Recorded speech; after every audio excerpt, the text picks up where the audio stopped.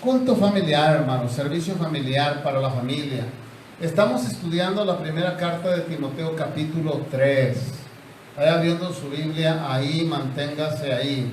La semana pasada estudiamos los requisitos para ser pastor, hermano, y en estos requisitos quiero que lea conmigo en el capítulo 3, verso 3, donde dice la palabra, entre los requisitos para pastores, no dado al vino. El pastor no debe ser dado al vino en lo más mínimo, de ninguna manera, a no ser por una enfermedad, que luego van a querer estar enfermos todo el tiempo, ¿verdad? A no ser por una enfermedad. Los pastores no deben de ser dados al vino completamente. Si usted conoce un pastor que es dado al vino, poquito, mucho, no debe de ser dado al vino. No lo voy a decir más. Amén. El encabezado, al momento de preparar este mensaje la semana pasada, sobre los requisitos para ser pastor, en realidad dice requisito de los obispos. Y mencionábamos que la palabra obispo viene de la palabra griega episcopos y se refiere al cargo que se ocupa, como por ejemplo presbítero, anciano, pastor, obispo y ministro. Ahora, en sí, el significado más fuerte es para supervisor o superintendente.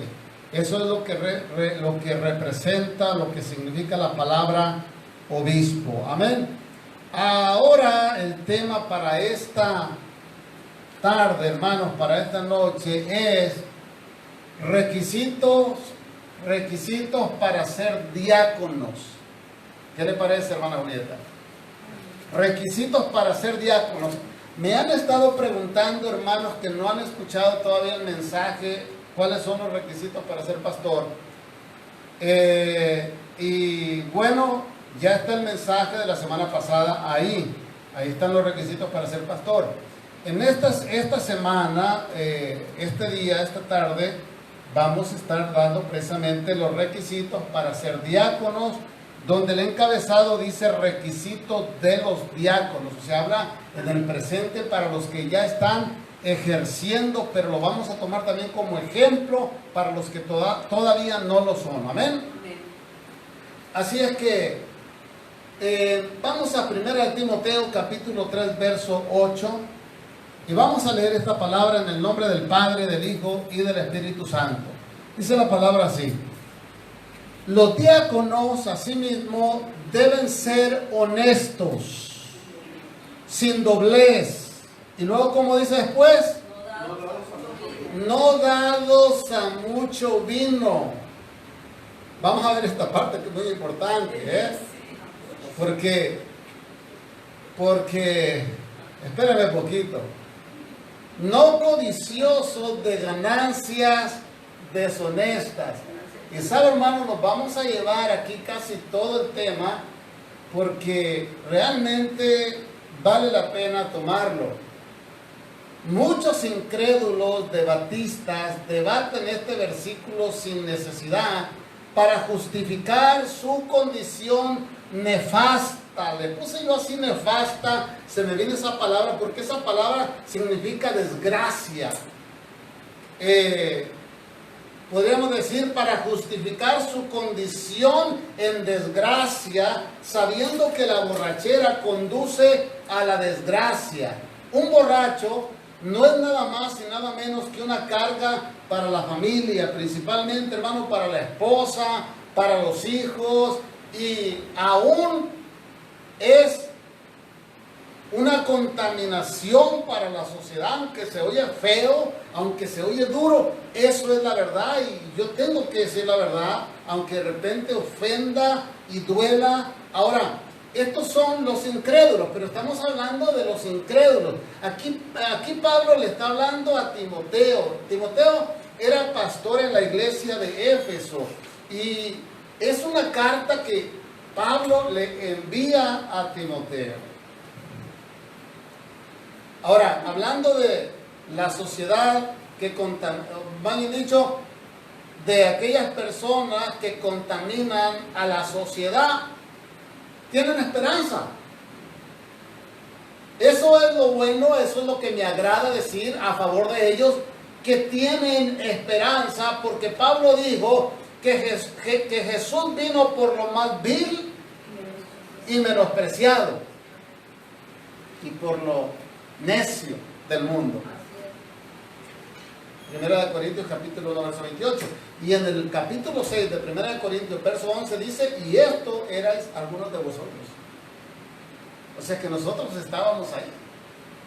Así es que no puedo yo como decir que no tuviera derecho de mencionar esa palabra de que las personas alcohólicas, borrachos, drogadictos y los que andan haciendo desmales alrededor, en la ciudad, en la comunidad, no puede ser como que si yo no tuviera el derecho de decir que son personas que contaminan la sociedad, porque yo era uno de ellos.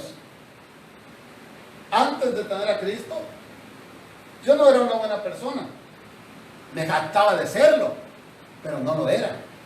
Sencillamente, ahora lo reconozco. No quiero de ninguna manera caer, hermanos, crear una confusión en quienes quisieran escuchar algo diferente, en quienes quisieran escuchar lo que les agrada escuchar. De ninguna manera no quisiera caer ahí. Dice la palabra que uno de los requisitos para los diáconos es no dados a mucho vino. Y de repente cuando me río así un poquito, con una risita sarcástica, me río así porque pienso en aquellos que son creyentes, son pastores y practican en la iglesia, incluso sirven en la iglesia. Ellos, esta palabra, se agarran de ella bien bonito a tal grado que no la quieren soltar. En los tiempos de Pablo, hermanos, se acostumbraba el vino después de la comida, así como en los países europeos se usa en el presente, ahora en este tiempo. Por ejemplo, el vino rojo, el vino blanco, vino de mesa, para que me entienda. Esto para la buena digestión estomacal. Como medicina está bien, si es necesario y si algo le va a curar el vino, está bien. Pero muchos abusan de ello. Por eso les requería al apóstol Pablo que no fueran dados a mucho vino. Ahora, en 1 Timoteo capítulo 5, verso 23, Pablo invita, o sea, él mismo dice que en el 5:23, Pablo anima a Timoteo para que tomara un poco de vino por causa de ciertos malestares estomacales. Lo triste de esto, mis amados hermanos, es la justificación de los creyentes que aún se atreven a justificarlo en forma de burla. Yo no sé si ustedes me están entendiendo. Y algunos creyentes, basados en estos versos, se justifican para beber una copita después de una comida o cena, o no lo quería decir así. No para beber una copita después de una comida o cena como vino de mesa, sino para emborracharse y así avergonzar el Evangelio de Jesucristo. Ahora, note esto, no son nuestras costumbres. No son nuestras costumbres. El vino de mesa. ¿Alguien conoce a alguna persona que de nuestra cultura que sí lo usan en algunos lugares, muy esporádicamente, pero alguien de ustedes conoce a alguien que use vino de mesa todo el tiempo, vino blanco, vino rojo? Yo en realidad no, o será que no he prestado atención a las personas, pero no, así es que no es nuestra cultura.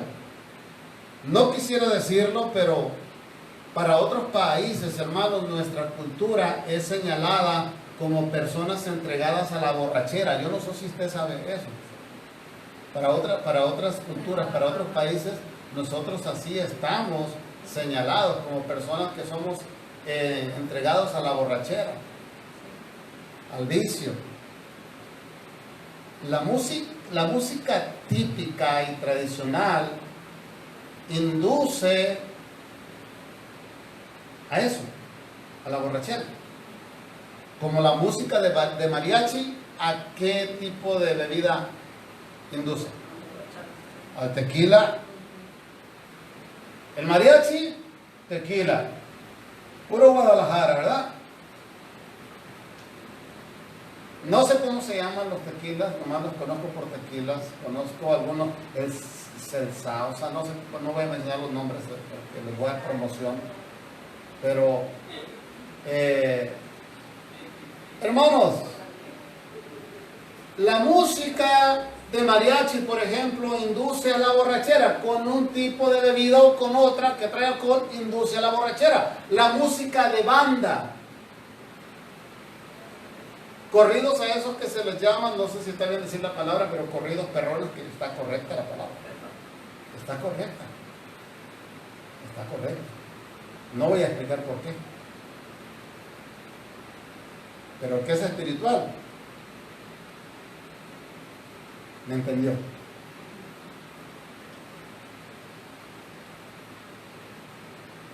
La misma palabra dice que aquellos que conocieron del Señor y cuando se retractan y niegan a Cristo y se vuelven a sus andadas, a sus sendas antiguas, dice la palabra que son como el perro que vuelve y traga su vómito. Les dice perros. Es un poquito grosero, se oye un poquito grosero y duro, pero la palabra no. A veces yo puedo predicar una palabra así, decirlo así, pareciendo como que estoy ofendiendo a alguien. Bueno, esto es general, pero el Señor Jesucristo, ¿qué no predicaba?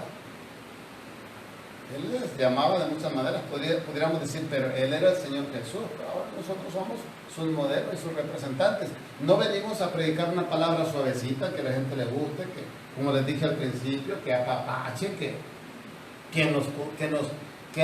nos apapache el pecado, ni nada de eso. Y estamos hablando de los diáconos. ¿Por qué es que Pablo está hablando aquí de los diáconos? Así de esta manera. Porque ciertamente que en ese tiempo había diáconos que le entraban bonito a la bebida y se emborrachaban. Ahora, lo triste de esto, hermanos, es que la justificación de los creyentes, la justificación de ellos que aún se atreven a justificarlo, como les decía, en esa manera, en esa forma de burla. Este tipo de música que le acabo de mencionar induce a la borrachera.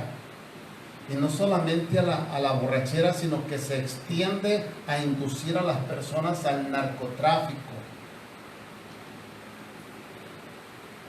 al adulterio, a los homicidios, al crimen. Entonces estamos hablando de que no es nada bueno. Hay una razón por la cual el apóstol Pablo les está diciendo: no dados a mucho vino, porque se acostumbraba vino en la comida en aquellos tiempos, pero algunos le seguían y se emborrachaban. Hermano, mire, le voy a decir algo. Es que no vamos a decir que no todo es malo. Hay cosas que definitivamente son malas, pero hay cosas que no son malas, que uno mismo las adultera y las hace malas. ¿Qué tiene de malo que se tome una copita de vino después de la comida, de la cena? Si le va a ayudar para sus problemas estomacales, para la digestión. ¿Qué tiene de malo? Pero aquí el problema es el testimonio. El testimonio. Vamos a ver eso ahora. Un creyente que amista con estas prácticas no solo avergüenza el evangelio, sino que también provoca hacer de tropiezo a los creyentes nuevos. y los confunde. Dice la palabra del Señor en Mateo capítulo 18, verso 6, ahí está la consecuencia para una persona que hace tropezar. Y cualquiera, dice en Mateo 18, 6 y 7, y cualquiera que haga tropezar a alguno de estos pequeños, o sea, alguno de estos nuevos creyentes que creen en mí, mejor le fuera que se le colgase al cuello una piedra de molino de asno y que se le hubiese, ¿cómo dice? Que se le hundiese en lo profundo de la mar. Ay del mundo por los tropiezos. Porque es necesario, que dice, que vengan tropiezos. Pero ay de aquel hombre por quien viene el tropiezo. Entonces, lo que le quiero decir con esto, hermano, es que una persona que es creyente, principalmente un pastor, un diácono, cuando lo vean a usted con una copa de vino, con un vaso o con una cerveza en la mano, va a ser de tropiezo. Va a provocar a que una persona nueva que todavía no alcanza a entender caiga. Cuando un creyente bebe alcohol, bebe cerveza, etcétera, etcétera, cualquier bebida, sidra, bueno, que la sidra es la que es catalogada como la cerveza en el diccionario. Así es que cuando una persona vive haciendo estas cosas, es muy evidente que hará tropezar a los más nuevos. Y si es posible, arrastrarlos a la misma práctica. O sea, que puede ser que el más nuevo caiga, o puede ser que se haga al juego del diablo. Porque es nuevo. Porque los nuevecitos, hermanos, ellos son, todavía cuando son nuevos, son como las ondas del mar. Ellos pueden ser arrastrados de un lugar para otro mientras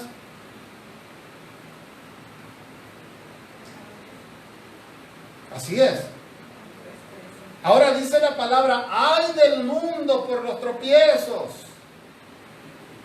pero ay de aquel por quien viene el tropiezo, sea pastor, sea diácono, sea un creyente. Ay de aquel. Yo no quiero estar en esa situación, en esa posición, ni en esa condición.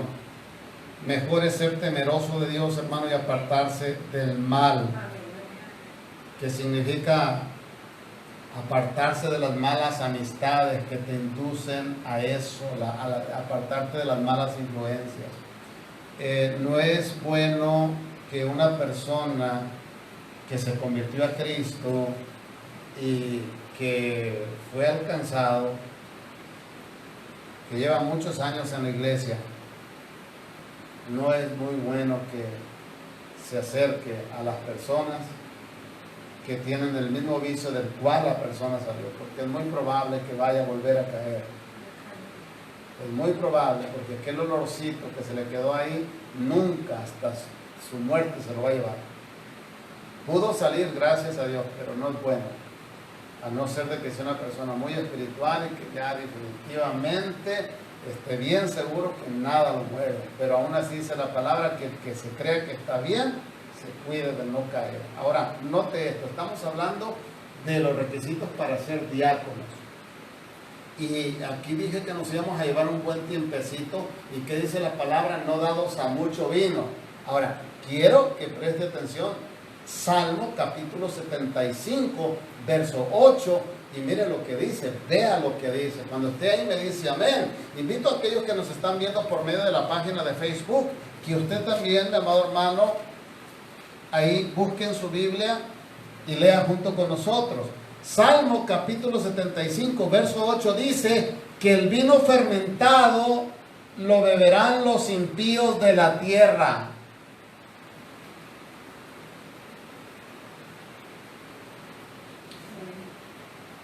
No los hijos de Dios, ni los diáconos, ni los pastores, porque se supone que los hijos de Dios somos hijos de Dios, los diáconos somos hijos de Dios y los pastores no se diga. No somos impíos, somos hijos de Dios. Y desde el Antiguo Testamento ya se hablaba de esto, solamente que los seres humanos, o los mismos creyentes, o aquellos cristianos que algunos de ellos les llaman bueno a lo malo y malo a lo bueno, quieren justificar esta parte de que no dados a mucho vino para seguir bebiendo y participando de las bebidas alcohólicas. La semana pasada les compartía que he conocido personas que han salido del alcoholismo, de la borrachera, que incluso hasta en sus casas han tenido una cantinita especial con todo tipo de vinos, con todo tipo de bebidas, y que cuando se convirtieron la destruyeron, agarraron las botellas, las abrieron, las vaciaron en el inodoro y se acabó el vino. Pero luego se cambiaron a otra iglesia donde beben vino y volvieron a reconstruir su cantinita. Y volvieron a poner más bebidas. Invitando a mismos hermanos de la iglesia que cuando se reúnen en sus casas se toman su copita de vino. Y se llaman cristianos y son muy conocidos por nosotros. No quiero mencionar nombres, para que nadie se ponga celoso y diga lo que yo estoy hablando de ciertas iglesias. Pero sí le voy a dar una señal, que en todas las iglesias donde se da el vino fermentado o adulterado, los diáconos, los pastores y los congregantes practican la bebida también en sus hogares. Es eso para que usted lo tome en cuenta. Así es de que si usted conoce alguna iglesia, así que yo no conozco ninguna. Pero ese es otro tema sobre la Santa Cena. Con Chuy ya hemos hablado mucho sobre eso, y Chuy me mencionó y decía, no lo había visto yo de esta manera así. Y pues así es. Porque nuestro Señor Jesucristo no entregó una sangre fermentada, ¿o sí? Ni adulterada, ¿o sí? Iba limpiecita. Esa fue la que nos limpió. ¿Cómo te puede limpiar algo que está sucio? ¿Cómo puede echar un demonio fuera otro demonio? Es ilógico. Eso no. Si usted se pone a pensarlo, a usar la lógica, eso no ocurre, no puede pasar.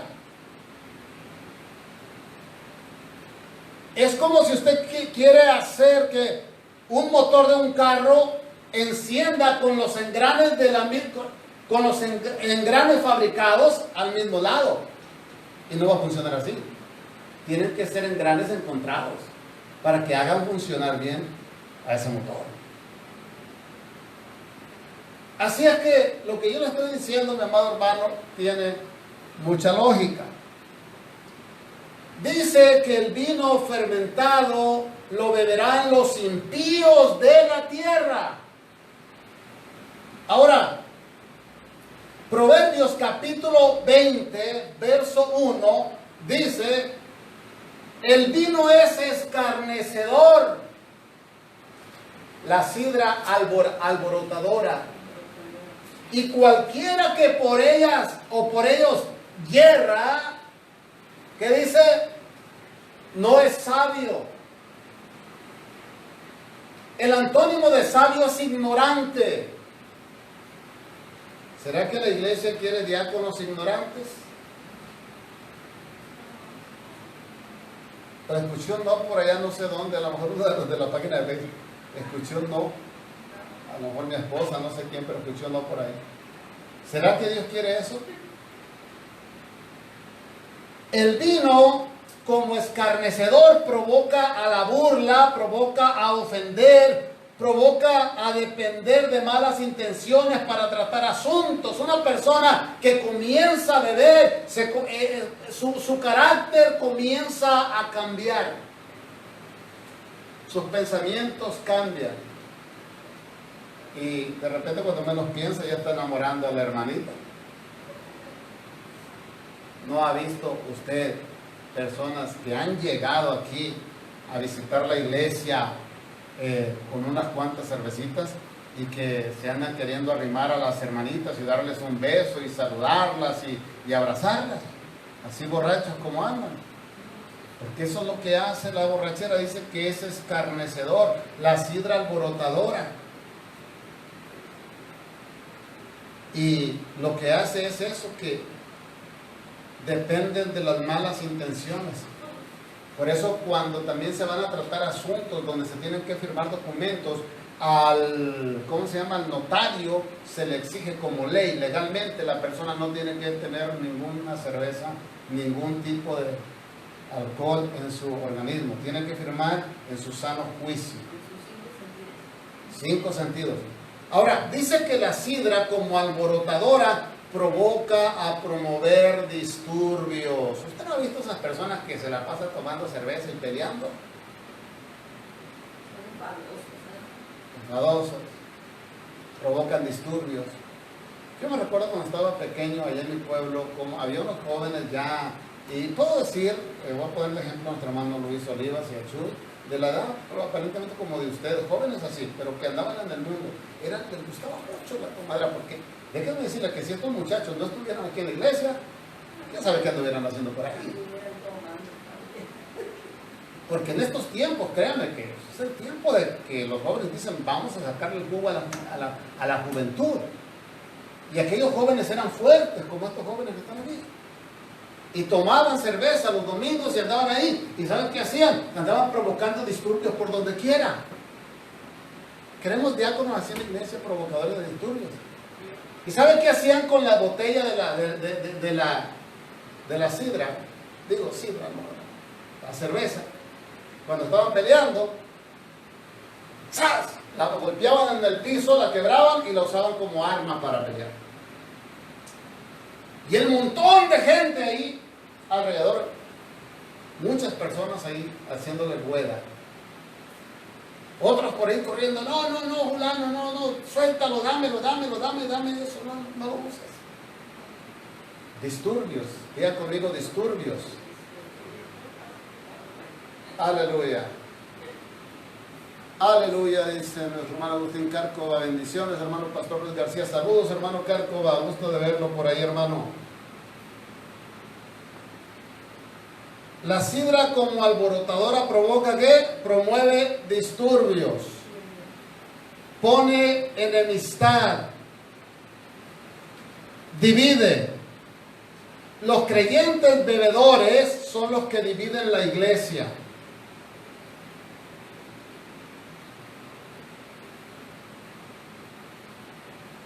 Aleluya. Ahora, vamos a la otra palabra, guerra. Diga conmigo, guerra. Nuestra hermana Elizabeth Ann, Dios le bendiga, hermana. Cada vida y familia, dice, manda bendiciones a nuestra hermana Elizabeth. Y el que por ellos yerra, esta palabra significa fallar, quedar mal, traicionar. La palabra fallar en esta categoría describe a una persona o a alguien que es inconstante en sus obligaciones, que queda mal. O sea, es una persona impuntual, inseguro, irresponsable, traiciona. Hermano, se oye fuerte, pero así es. Judas traicionó al Señor. Entonces, dentro de la iglesia va a haber gente que traiciona. Va a haber. Vamos a tener personas así. O sea, digo, a veces uno es suficiente para cometer un gran agravio, como lo fue Judas. Judas traicionó al Señor, lo entregó para la muerte. Hemos sabido de muchos diáconos que traicionaron a sus pastores. Hermano, ¿quién quiere un gobierno así en la iglesia? Entonces, ¿qué diferencia haríamos con un gobierno así en la iglesia con el gobierno del mundo? No haríamos diferencia. Todo eso lo hace el vino, todo eso lo hace la sidra. Efesios capítulo 5, verso 18. Entonces, hermano, cuando Pablo le dice una palabra a la iglesia de Éfeso, por medio de una carta a Timoteo, que los diáconos no se han dado a mucho vino, acá en otros versículos y muchos versículos, innumerables de versículos, encontramos todo lo contrario. O sea, que Pablo no estuvo mal con lo que escribió, sino que más bien nosotros lo malinterpretamos a nuestra conveniencia para justificarnos en nuestro pecado. Efesios capítulo 5, verso 18 dice: no os embriaguéis con vino, en lo cual, ¿qué dice? Hay disolución. Antes bien sed, ¿qué? Llenos del Espíritu Santo. Hermanos, quiero que noten estas dos frases. En la embriaguez hay disolución. En la llenura del Espíritu Santo hay sabiduría. Cabe hacer notar el error de muchos que mencionan la palabra embriagarse del Espíritu. Yo creo que usted ha escuchado muchas personas que dicen: oh, nos embriagamos en el Espíritu. O vengo bien embriagado del Espíritu. Esa palabra, hermano, está mal dicha y no está respaldada bíblicamente para lo que es el Espíritu. No lo está. Y yo le tengo que decir a la iglesia, para que la iglesia vayamos aprendiendo cómo hablar, porque hay cosas que yo mismo en el camino las voy aprendiendo. De repente digo: esto es así. Pero yo escuché a tal pastor decirlo, yo escuché a tal persona decirlo, incluso puedes ir al maestro de pastores, lo escuché que lo dijo.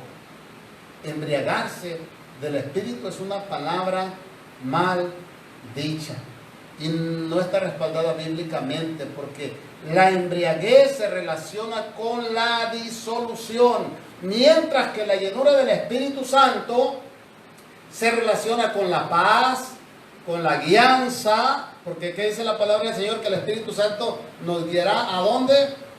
A toda verdad, a la sabiduría, la moderación, la prudencia, la obediencia. Así es que no debemos de confundirnos con esta palabra, hermanos, porque está ubicada para darle el lugar de ilustración sobre lo que tenga que ver con la disolución. Amén. Ahora, mire conmigo, vaya conmigo ahí a Hechos capítulo 2. En Hechos capítulo 2 y en el verso 13, hay un mensaje que dice de la iglesia, pero no puedo ver más. Vernos de todos aquellos, que Dios nos ayude, amémonos unos a otros. Amén, amén. No sé quién puso ese mensaje porque no alcanzo a ver el nombre, pero ahí lo tienes tú a la mano. Aleluya, hermano. ¿Ya está ahí? Hechos 2, capítulo 2, verso 13, dice: mas otros, burlándose, decían: están llenos de mosto, están ebrios, están borrachos, están embriagados. Eso sería la palabra, ¿eh? Entonces Pedro, poniéndose en pie con los 11, quiero hacer un pequeño alto ahí, hermano, porque Pedro y los 11 estaban en un mismo sentir, en un mismo espíritu. Porque dice la palabra que Pedro, poniéndose en pie con los 11, o sea, que cuando Pedro se puso de pie, los 11 junto con él. ¡Qué tremendo! Alzó la voz y les habló diciendo: varones judíos y todos los que habitáis en Jerusalén, esto os sea notorio y oíd mis palabras. Porque estos que dice, no están ebrios, no están borrachos, no están embriagados como vosotros suponéis, puesto que es la hora tercera del día. Entonces está bien claro.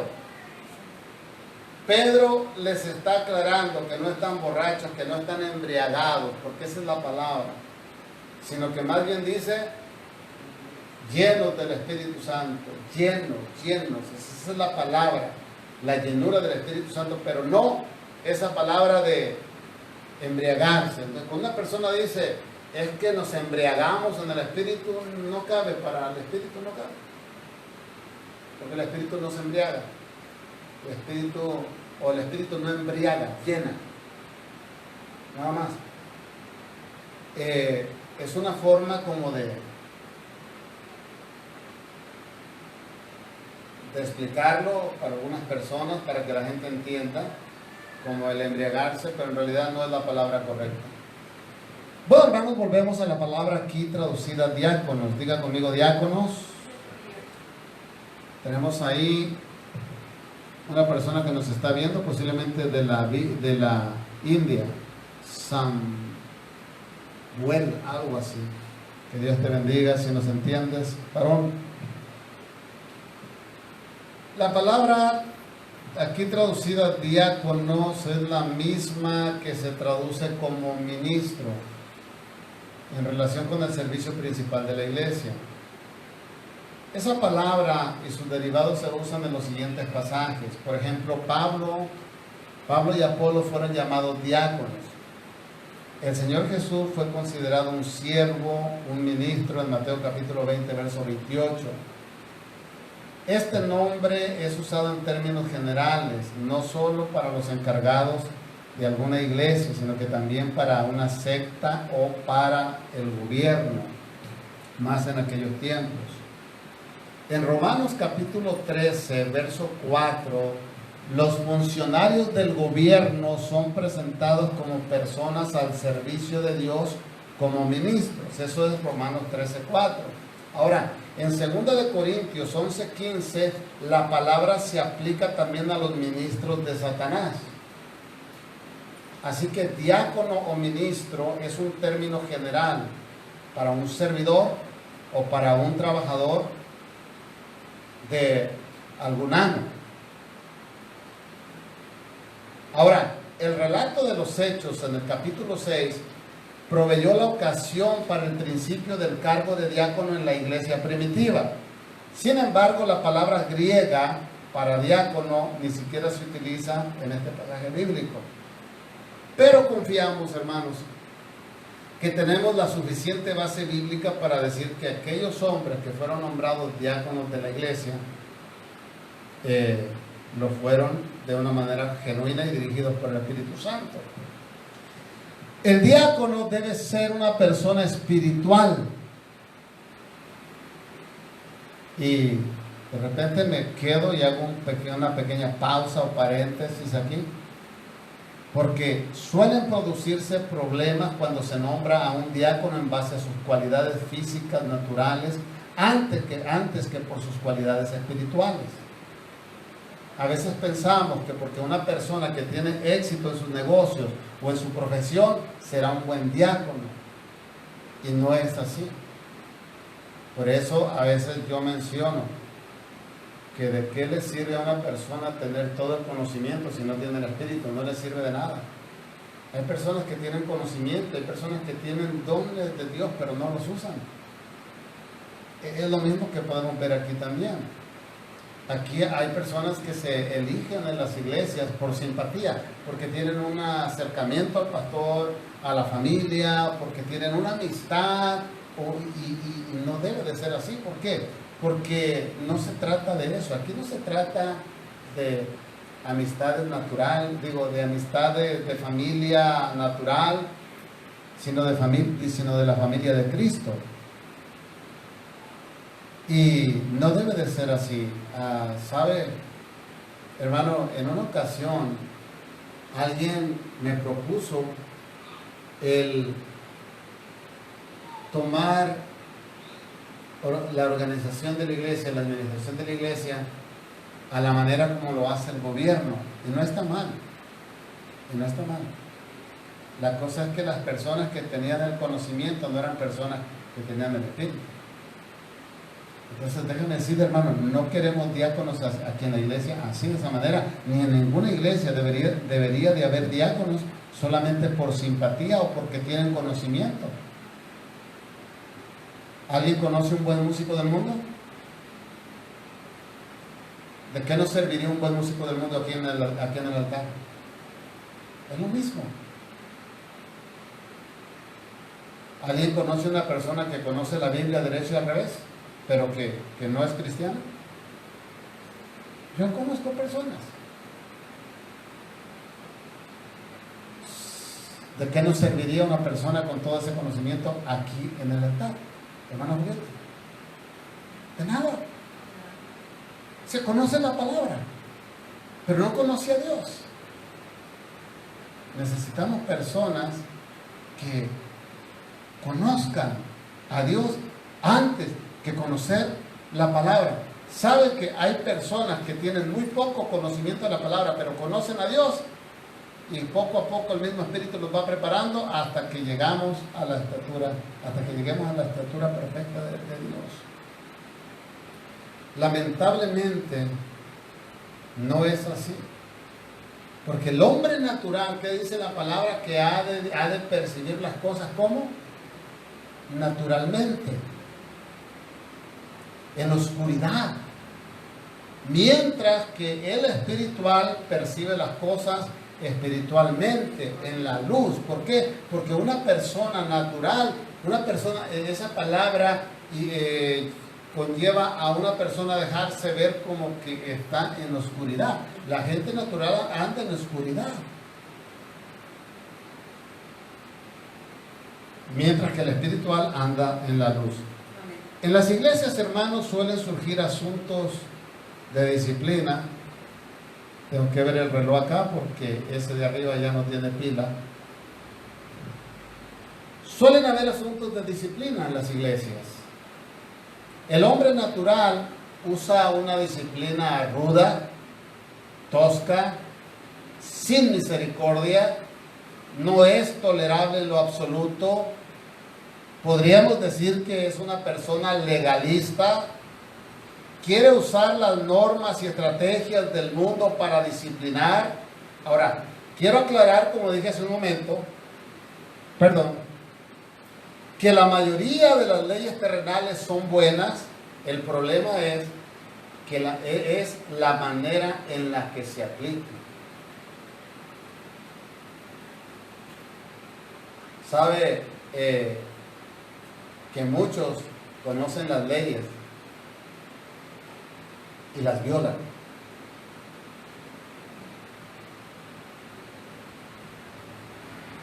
El hombre natural lo que hará es aplicar al ojo por ojo.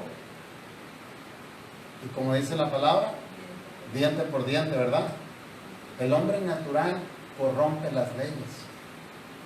¿No hemos visto eso, hermanos, durante tantos años? Lamentablemente, en nuestras iglesias no debemos de permitir eso, corrupción. Hay iglesias, espero que si alguno que nos está viendo por ahí no vea, si es nuevo, no le vaya a afectar esto, pero hay iglesias corruptas. La corrupción se mueve desde el momento que se presenta la palabra. Cuando se tuerce la palabra, eso es corrupción. Cuando se predica la palabra para darle gusto a las personas, eso es corrupción. Ahora, note esto, y note esto, porque nada más tenemos aquí dos hermanitos que están en la alabanza, pero también allá tenemos personas que están en la alabanza. Y quiero decirles esto, que también cuando usted está sirviéndole en el altar al Señor, para alabando a Dios, se supone que eso es.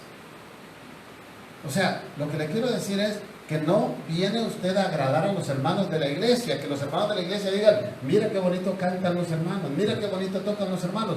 No, venimos a agradar a Dios. Hay personas que llegan a las iglesias y le preguntas tú, hermano, ¿cómo estuvo la iglesia? No me gustaron las alabanzas. ¿Quién dijo que le tenían que gustar las alabanzas a él? O a ella. Las alabanzas son para Dios. Amén. O sea que lo que debe de hacer cada creyente, cada diácono, cada pastor, debemos de aprender que le vamos a dar alabanza desde allá o desde acá a Dios. Amén, amén. No vamos a darle alabanza a los hermanos de la iglesia. Es que a lo mejor no les va a gustar a los hermanos. Y tristemente eso es lo que se mueve en la mayoría de las iglesias. Eso es corrupción. ¿Lo habían visto ustedes de la alabanza por ese lado? Digo, no, yo sé que sí, pero me refiero en que es corrupción. O sea, que de repente le tomamos o le mencionamos otros nombres, ¿no? Pero es corrupción.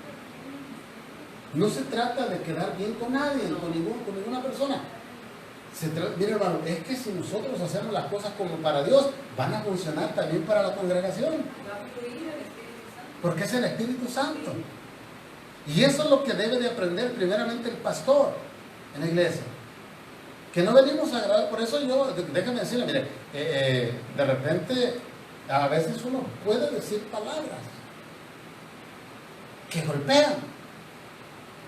Y de repente uno mismo dice, creo que tengo que pedir perdón a la iglesia por esto. Y el Señor te dice, no, es disciplina. Estoy disciplinando, no pidas perdón. Deja que yo trabaje. Porque si tú pides perdón, entonces van a decir, el pastor se está retrocediendo a lo que dijo. Si se cometió un error, hay que reconocerlo. Pero si el Señor te dijo, suelta esta palabra, hay que soltarla. Y al momento de soltarla, si golpeó, lo siento. Yo no sé la vida de cada hermano, no conozco la vida de los que están ahí detrás de la pantalla. Yo no sé lo que vive en su casa cada quien. ¿Qué es lo que hace? ¿Qué es lo que no hace? O en la iglesia. Pero cuando es de parte del Señor, así tiene que ser, para que haga efecto la disciplina. Ahora, cuando se disciplina de esa manera, ¿sabe? ¿No le ha pasado a usted que le han dado una disciplina y usted ha agradecido por ella? Porque se la dieron con una autoridad de Dios, respaldada por el Espíritu Santo. Entonces, cuando la disciplina va acompañada, va respaldada por el Espíritu Santo, posiblemente va a golpear en el momento, pero luego cura la enfermedad. Eso es lo que hace la disciplina cuando va respaldada por el Espíritu Santo. Pero cuando va en corrupción, eso ni piden perdón ni nada, eso golpean y se van. Son como aquellos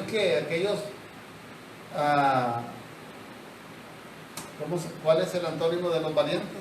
Los cobardes, ¿verdad? Como los cobardes que no sé si usted ha visto eso. Yo lo llegué a ver de niño, llegué a ver cómo cuando en la escuela se juntaban y se amontonaban a pelear y algunos nomás llegaban, golpeaban y corrían y se iban para que no les pegaran. Entonces, hermano, estas personas naturales así disciplinan, sin misericordia, no son tolerables en lo absoluto. Quieren usar las normas y estrategias del mundo para disciplinar. Alabado sea el Señor. Vamos adelante, hermanos.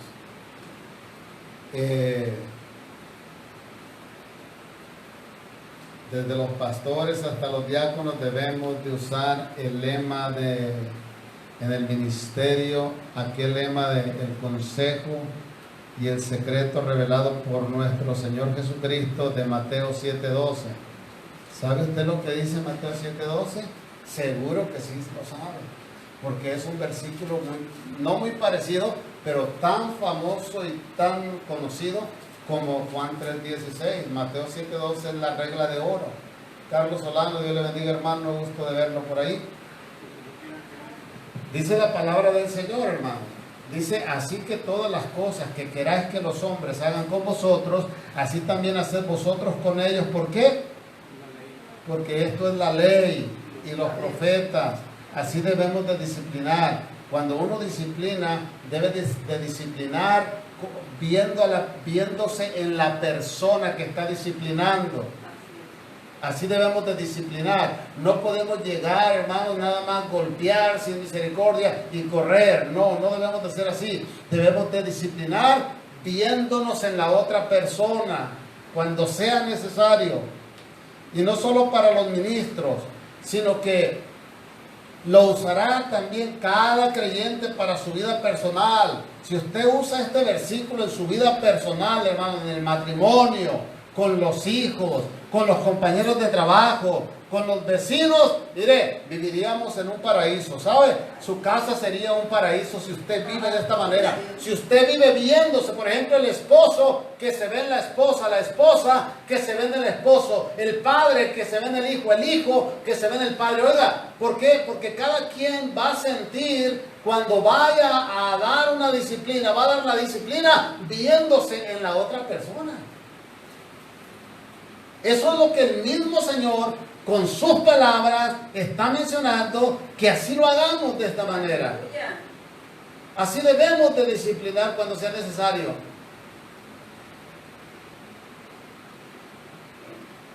Alabado sea el Señor. Gloria a Dios. Hermanos, hasta que los aspectos espirituales no sean enfatizados, una iglesia no podrá llevar a cabo las funciones materiales y prácticas aquí en la tierra. ¿Por qué? Porque dice la palabra en Mateo 6:33, que ese versículo nosotros lo adoptamos como lema para versículo de la iglesia desde el inicio de la iglesia Iberoamérica. Mas buscar primeramente el reino de Dios y su justicia, y dice, todas estas cosas os serán añadidas. O sea, que necesitamos, hermanos, aplicar los aspectos espirituales, enfatizarlos en la iglesia para poder llevar así las funciones materiales como añadiduras. Pero primeramente es buscar el reino de Dios y su justicia. El trabajo de la iglesia es buscarlo primeramente a Él. Lo demás, como dice, ¿viene por qué? Viene por añadidura. Pero muchas iglesias, hermano, tristemente, déjame decirle, viven afanadas por el día de mañana, sin pensar en que las palabras de nuestro Señor Jesucristo, en que cada día, dice, trae su propio afán, basta cada día su propio mal. Mateo 6:34. El siguiente versículo del 33. Muchas iglesias afanadas, muchos pastores afanados por el día de mañana. ¿Sabe, hermano? Bueno, yo nunca voy a ser rico. Mándeme. En lo material, en lo natural. Soy rico en el espíritu. Pero nunca voy a ser rico en lo material. ¿Sabe por qué? Porque no puedo retener cuando veo necesidad. Yo no puedo retener. No se puede. Entonces, pero eso es lo que Dios está buscando. O sea, lo que le quiero decir, no estamos afanados por el día de mañana. Y uno lo viene aprendiendo a golpes a veces. Yo me recuerdo aquel día en el cual, ay Señor, me recuerdo aquel día, es temprano, son 8:30, pero yo quiero terminar temprano, porque quiero irme por detalle. Hermano, yo me recuerdo que no teníamos, traía $20 en la bolsa, $20. Y yo quería retener esos $20 ahí porque no tenía nada para la semana. Y entonces, en eso, surgió que el Señor me habló. Estábamos estacionados ahí en San Isidro, frente a una casa de cambio, con $20. Y yo y mi esposa no tenemos para comer. Y entonces el Espíritu Santo de Dios me habló y me dice, ¿cómo no tienes para comer? ¿y esos $20 que traes ahí? No, Señor, pues te los ocupo para mañana. Yo me estaba afanando para el día de mañana. Me dice el Señor así, para el día de mañana. Dice, yo tengo mi propósito contigo. Hermano, le dije a mi esposa, ¿sabes qué? Vámonos a comer. Para eso, ¡zas!, me llamó mi hijo. ¿Y sabes qué me dijo mi hijo? Me dijo, papi, ¿sabes que el Señor me dio una palabra ahorita? Mi hijo no sabía lo que estábamos pasando, ni dónde estábamos. Es más, él no estaba ni en San Diego con nosotros. ¿Qué fue lo que el Señor te dijo? Me dice, no me recuerdo exactamente qué palabra me dijo. Pero me habló sobre eso. Que lo que Él me había dado hoy en este día, era para que lo usara en este día. Y eso fue todo, y luego me acordó. Le dije a mi esposa, vámonos, agarramos camino. Y metimos a un buffet por ahí, que valía 8 y algo en ese tiempo. Ya con todo valía, era el lonche, la cena es más cara. Ya con todo valía como 9 y algo, o sea que prácticamente nos iban a sobrar unos centavitos. ¿Sabe qué, hermano? Regresamos a la iglesia. Y era día miércoles como ahora. Al siguiente día el Señor me proveyó $100. O sea, le estoy diciendo un testimonio. $100, pastor, $100. Cualquiera lo gana, ¿no? Un ratito. Sí, pero hay veces que $5 son muy necesarios. Quisieras tener $5 en la bolsa. Y es por eso, ¿no?, que uno aprende a golpes a veces, a no afanarse. Porque del día de mañana dice el Señor que cada día trae su propio mal. Así de que aprovecha tu familia, aprovechalo todo. No esperes para mañana lo que puedes hacer hoy. Aquí cabe muy bien ese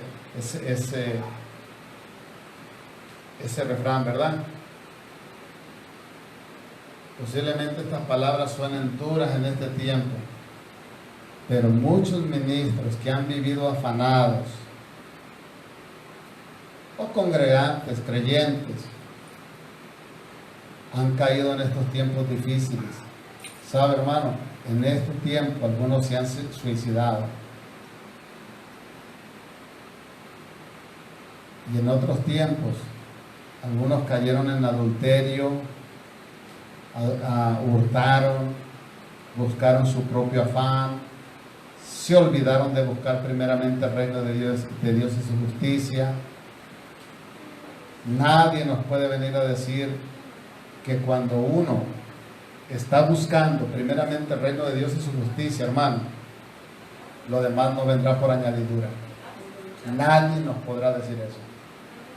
¿Tendremos luchas? Sí. ¿Tendremos pruebas? Sí. Pero seguimos caminando en el nombre del Señor. Lo que estoy diciendo yo creo que no es del otro mundo, ¿verdad? Creo que muchas personas hemos pasado situaciones difíciles. Los diáconos, hermanos, por lo tanto, deben tener ciertas aptitudes espirituales, o sea, capacidades, pero llevando a cabo en ella actitud, que no es lo mismo que aptitud, o sea, hacer las cosas, acción. Sin el Espíritu estamos perdidos, porque el Espíritu es el que nos guía a toda verdad. Y si no se busca primeramente el reino de Dios, es muy natural, mis amados hermanos, que no habrá guianza. La iglesia necesita la guianza del Espíritu. Y la guianza del Espíritu lleva a los diáconos, a los pastores y a los congregantes a cumplir con los requisitos. Principalmente a los diáconos, a los cuales les estamos hablando ahora. Así es que cuando usted escucha un diácono con puras quejas, demudando la cara, está usando las actitudes naturales, sus capacidades espirituales están inactivas, se inactiva. Cuando uno usa lo natural, se inactiva lo espiritual. La justicia del Espíritu nos conduce a cumplir el mandato de ser honestos, como dice la palabra, y manda que los diáconos sean honestos, de no hacer negocios con el mundo. No hay peor cosa, hermanos, que tener diáconos deshonestos en la administración de la iglesia. Deben de ser honestos, como dice la palabra, sin doblez, no retroceder de las buenas decisiones a las malas. A las personas con doblez se les caracteriza, Santiago 4:4, que hacen amistad con el mundo como almas adúlteras, sin pensar en que a la vez que hacen esto están contribuyendo, están constituyéndose enemigos de Dios, como dice Santiago. El mismo Santiago dice que son personas de doble ánimo, que son arrastradas por las ondas del mar de un lado para otro. Deben de ser dignos, honorables, dice la palabra, sinceros, así lo explica el diccionario. No deben de tener dos caras, o sea, no deben de ser hipócritas. La palabra de un diácono, hermano, debe de ser considerado un factor importante dentro de la iglesia. Puede resultar peligroso que un diácono trate de complacer a todas las personas de la iglesia, o que no tenga valor suficiente como para plantarse con firmeza ante una situación cuando así lo requiera. Por eso, aún para servir las mesas se debe de elegir muy bien a sus ministros. Alabado sea el Señor. Y yo ya quiero terminar, hermano.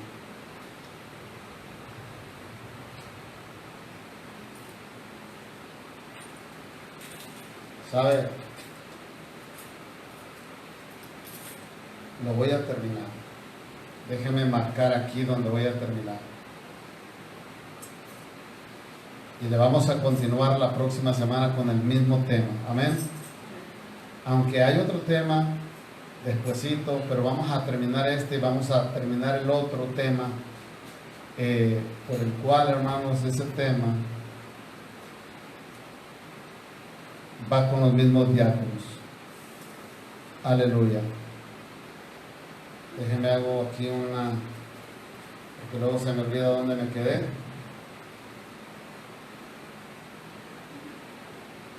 Gloria al Señor. Aleluya. Ahí está. Bueno, hermanos, pues por hoy este ha sido el mensaje.